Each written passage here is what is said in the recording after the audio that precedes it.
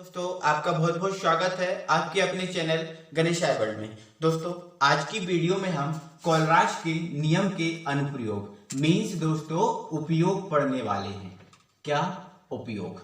दोस्तों ये कोलराज के उपयोग या अनुप्रयोग 4 हैं जो दोस्तों हमारे लिए बहुत इम्पोर्टेंट है, क्योंकि दोस्तों इन अनुप्रयोग से हर साल एक क्वेश्चन निकलता ही निकलता है। ये समझ लेना दोस्तों कि आपके एग्जाम में अगर क्वेश्चन एक बन के आना है तो इन 4 अनुप्रयोगों में से एक क्वेश्चन बनकर आना ही आना है। तो ये हमारे लिए बहुत इंपॉर्टेंट है। दोस्तों कोलराज नामक जो वैज्ञानिक है, कोलराज नामक वैज्ञानिक ने अपने नियम में 4 उपयोग बताए थे, अपने नियम के 4 उपयोग बताए थे या फिर अनुप्रयोग। तो दोस्तों ये हैं, तो जिसमें से हमारा पहला है दोस्तों अनंत तनुता पर दुर्बल विद्युत अपघट्ट की मोलर चालकता ज्ञात करने में। मीन्स दोस्तों ये है कि हम कोलराज के नियम की सहायता से अनंत तनुता पर किसी भी दुर्बल विद्युत अपघट्ट, जो कोई दुर्बल विद्युत अपघट्ट होगा, उस दुर्बल विद्युत अपघट्ट की हम मोलर चालकता ज्ञात कर सकते हैं। दोस्तों मीन्स लैम्डा एम इन्फिनिटी हम ज्ञात कर सकते हैं दुर्बल विद्युत अपघट्ट के लिए मोलर चालकता। दूसरा अनुप्रयोग इनका था कि दुर्बल विद्युत अपघट्ट के वियोजन की या आयनन की मात्रा ज्ञात करने में। तो दोस्तों हम इस नियम की सहायता से दुर्बल विद्युत अपघट्ट के वियोजन की मात्रा या आयनन की मात्रा भी ज्ञात कर सकते हैं। इसके बाद दोस्तों तीसरा अनुप्रयोग इनका है अल्प विलेय लवण की विलेयता ज्ञात करने में। दोस्तों इस नियम की सहायता से हम अल्प विलेय लवण मतलब ऐसा लवण जो अल्प विलेय मतलब कम घुलता हो, उस विलेय की विलेयता क्या होती है, कितना घुल रहा है, ये सब की मात्रा को भी हम इस नियम की सहायता से ज्ञात कर सकते हैं। फोर्थ है दोस्तों हमारा जल के आयनिक गुणनफल के निर्धारण में। मतलब दोस्तों जो जल होता है, जल का हम आयनिक गुणनफल भी ज्ञात कर सकते हैं। तो इस प्रकार से दोस्तों हमें ये 4 अनुप्रयोग पढ़ना है। दोस्तों इन अनुप्रयोगों को हम एक एक करके पढ़ेंगे पूरा अच्छे से समझ के, क्योंकि दोस्तों एक अनुप्रयोग से एक क्वेश्चन बनता है। तो जैसे कभी इससे बन गया क्वेश्चन, कभी इससे बन गया, कभी इससे बन गया, इस टाइप से दोस्तों एक अनुप्रयोग से कोई क्वेश्चन निकल जाता है। और दोस्तों ये 5 नंबर का क्वेश्चन निकलता है। तो हम एक एक को अच्छे से पढ़ते हैं। तो दोस्तों हम पढ़ते हैं पहला अनुप्रयोग जो है अनंत तनुता पर दुर्बल विद्युत अपघट्ट की मोलर चालकता। दोस्तों मीन्स लैम्डा एम इन्फिनिटी ज्ञात करने में। तो दोस्तों हमारा ये है दोस्तों क्वेश्चन कि हमें कोलराज के नियम से इसकी मोलर चालकता को हम ज्ञात कर सकते हैं। इसको हम कैसे कोलराज के नियम की सहायता से ज्ञात करेंगे उसको हम समझेंगे। तो दोस्तों यदि हमें कोलराज के नियम की सहायता से अनंत तनुता पर मोलर चालकता ज्ञात करनी है तो उसके लिए हम क्या करें? तो दोस्तों इसके लिए हमें क्या करना होगा, पहले कुछ प्रबल विद्युत अपघट्ट लेने पड़ेंगे। क्या बोला दोस्तों मैंने? पहले आपको कुछ प्रबल विद्युत अपघट्ट लेने पड़ेंगे। फिर क्या करोगे दोस्तों, आपने जो प्रबल विद्युत अपघट्ट लिए हैं उन प्रबल विद्युत अपघट्ट की आप अनंत तनुता पर मोलर चालकता ज्ञात करोगे। इसके बाद दोस्तों आप किन्हीं 2 प्रबल विद्युत अपघट्टियों की मोलर चालकता को जोड़ दोगे। और जो दोस्तों तीसरा विद्युत अपघट्ट है उस विद्युत अपघट्ट की मोलर चालकता को उन दोनों के जोड़ में से घटा दोगे। तो आपको दोस्तों जिस दुर्बल विद्युत अपघट्ट की आप मोलर चालकता ज्ञात कर रहे थे उसकी मोलर चालकता ज्ञात हो जाएगी। अब दोस्तों हम इसको समझते हैं उदाहरण के द्वारा। तो दोस्तों मान के चलो हमें एक कोई दुर्बल विद्युत अपघट्ट की मोलर चालकता ज्ञात करनी है, जो हम मान लेते हैं CH3COOH। ये दुर्बल विद्युत अपघट्ट है, हमें इसकी मोलर चालकता ज्ञात करनी है। तो दोस्तों इसके लिए हमें क्या करना होगा, कुछ प्रबल विद्युत अपघट्ट लेने होंगे। तो मान लेते हैं दोस्तों हम 3 कोई प्रबल विद्युत अपघट्ट ले लिए, जिसमें से हमारा प्रबल विद्युत अपघट्ट है पहला CH3COO Na लिया। दूसरा दोस्तों हमने ले लिया HCl और तीसरा हमने प्रबल विद्युत अपघट्य ले लिया NaCl। तो क्या किया दोस्तों मैंने, हमें क्या करना है, दुर्बल विद्युत अपघट्य मतलब CH3COOH की मोलर चालकता ज्ञात करना है। दोस्तों ये दुर्बल विद्युत अपघट्य है, हमें इसकी मोलर चालकता ज्ञात करना है। तो इसके लिए हमें क्या करना होगा, पहले कुछ प्रबल विद्युत अपघट्य लेने होंगे। तो मान लिए हमने ये 3 कोई प्रबल विद्युत अपघट्य हैं। अब हमें क्या करना है दोस्तों, हमें क्या करना है, जो 3 आपने प्रबल विद्युत अपघट्य लिए हैं, इन 3 प्रबल विद्युत अपघट्यों की अनंत तनुता पर मोलर चालकता ज्ञात करोगे। अब अनंत तनुता कैसे लेके आएंगे दोस्तों, मान लेते हैं इसमें CH3COONA भरा है। अब इसमें हम क्या कर देंगे दोस्तों, बहुत सारा H2O मिला देंगे। अब बहुत सारा H2O मिला देंगे तो ये बहुत पतला हो जाएगा। अब बहुत पतला हो जाएगा तो क्या हो जाएगा, इसकी अनंत तनुता हो जाएगी। अब अनंत तनुता इसकी आ जाएगी और इस स्थिति में जब इसकी अनंत तनुता आ जाएगी, इस स्थिति में हम क्या करेंगे, इसकी मोलर चालकता निकाल लेंगे। तो मान लेते हैं इस स्थिति में इसकी मोलर चालकता क्या निकली, लैम्डा m इंफिनिटी CH3COONA, ये इसकी मोलर चालकता निकल गई, मान लिया हमने दोस्तों। इसके बाद हम क्या करेंगे, जो दूसरा विद्युत अपघट्य है उसकी भी अनंत तनुता पर मोलर चालकता निकालेंगे। मतलब इसमें बहुत सारा हम क्या मिला देंगे, जल मिला देंगे। तो ये अनंत तनुता की जब स्थिति में आ जाएगा, उस स्थिति में हम इसकी मोलर चालकता निकाल लेंगे। तो इसकी मोलर चालकता क्या हो जाएगी, लैम्डा m इंफिनिटी HCl। इसी प्रकार दोस्तों हम इसकी मोलर चालकता को भी निकालेंगे। तो इसकी मोलर चालकता क्या हो जाएगी, लैम्डा m इंफिनिटी NaCl।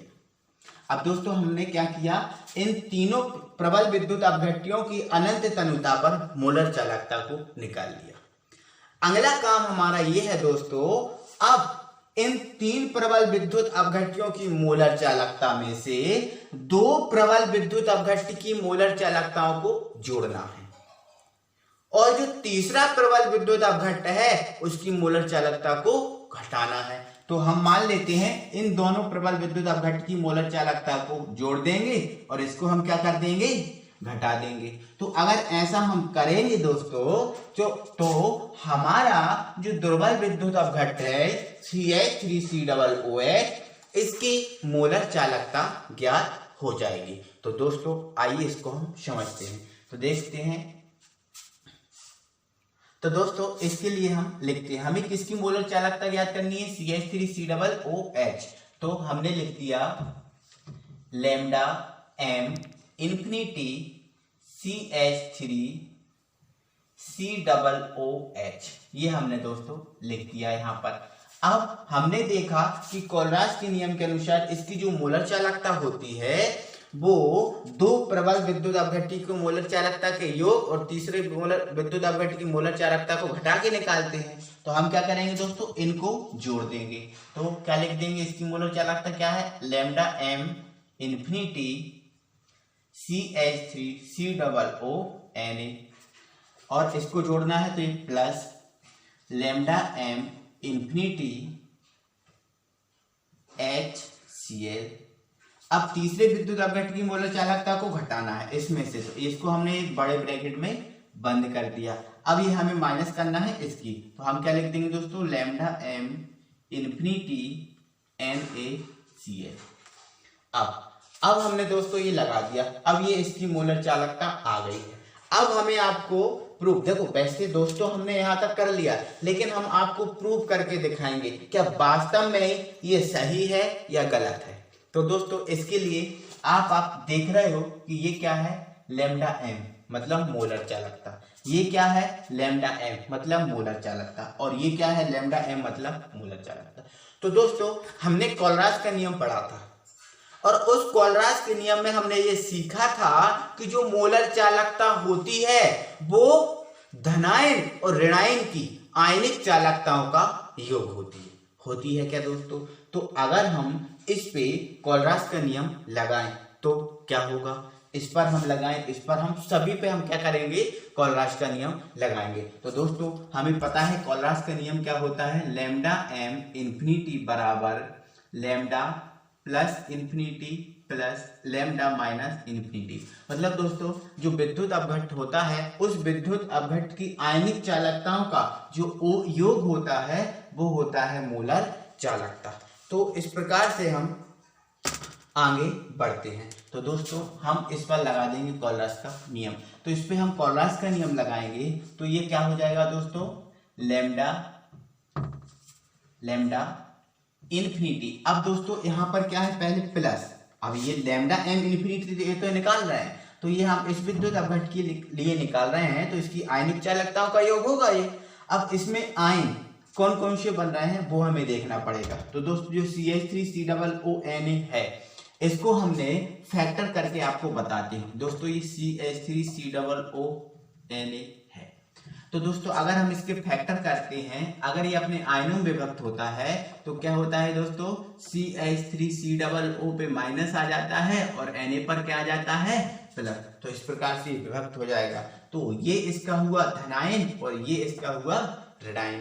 तो इसमें पहले हम धनायन या ऋणायन कोई सा भी ले सकते हैं, तो हम पहले धनायन से लिख दे रहे हैं। तो यहाँ पर Na प्लस, अब ये वाला प्लस, इसके बाद ऋणायन की आयनिक चालकता। अब इसमें ऋणायन क्या बना है, CH3COO, तो हम क्या लिख देंगे, लैम्डा इन्फिनिटी CH3COO माइनस।